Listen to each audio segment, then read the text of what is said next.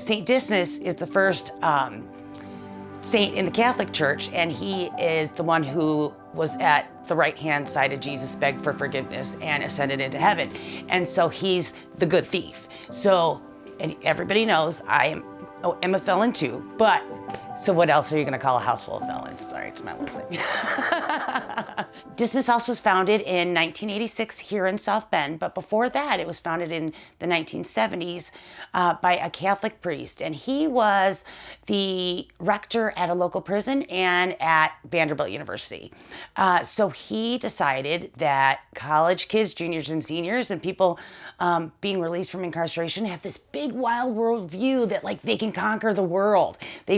They can do it all. So he decided to build a house for people coming out of incarceration and juniors and seniors, and he named them Dismas House. In the early 80s, a student from Notre Dame went to do a summer internship at the Nashville Dismas House, and she came back up here and she's like, we have all these colleges and universities, we need one of these too. So she went to the URC, the United Religious Community, and then in 1986, Dismas House was founded, and we've been in the same house since then. It's a big Victorian house on South St. Joseph Street between the post office and Social Security, and Transpo's right there, and it just makes the area where we're at makes it work because everything is right here for everyone. Dismas House means family, friends, and life to me right now anyway. I got out of prison, didn't really have nowhere to go. I don't have to be here, I just came here willingly, and I wanted a spot to help me kind of get ready for society, like so I'm not just released into nothing, so I have structure, rules, stuff like that.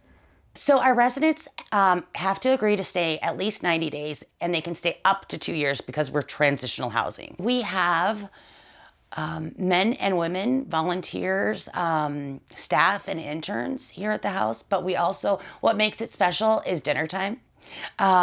So when communities come help cook and dine with us, you can't tell who's a resident and who's a volunteer.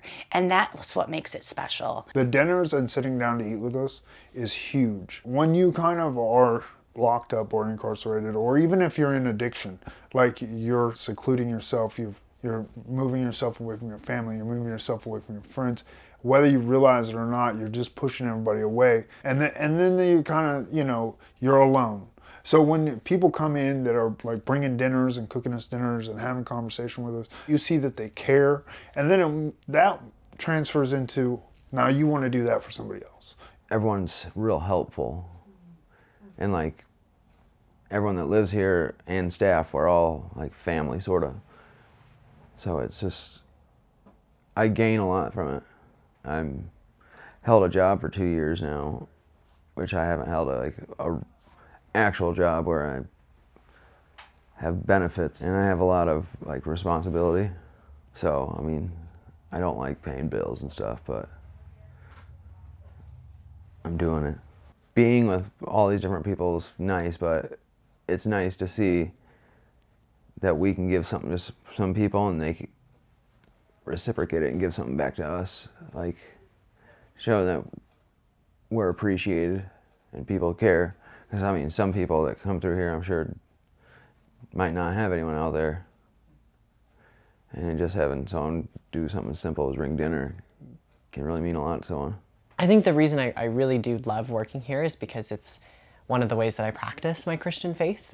This is standing in solidarity with people who are marginalized, and that's why I love it so much. And I think it's instilled kind of a realistic passion in my heart for serving Christ's people.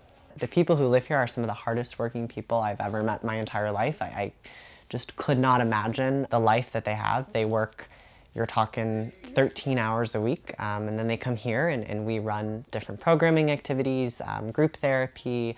We bring in people from AIDS ministries, from all the way to police departments to come and talk about crime prevention.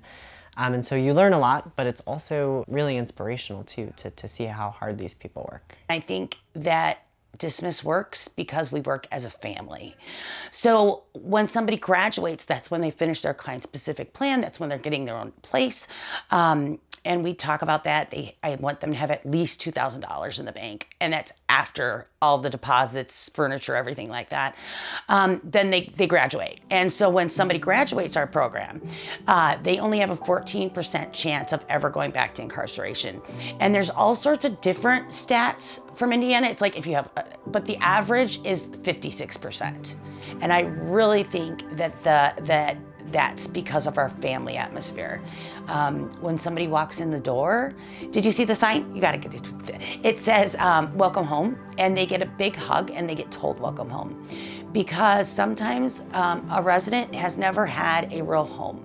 It's home, it's home. So I'll be at a meeting or whatever and it's like, where are you going? I'm going home, but not really this one. It means second chances, it means family, it means love.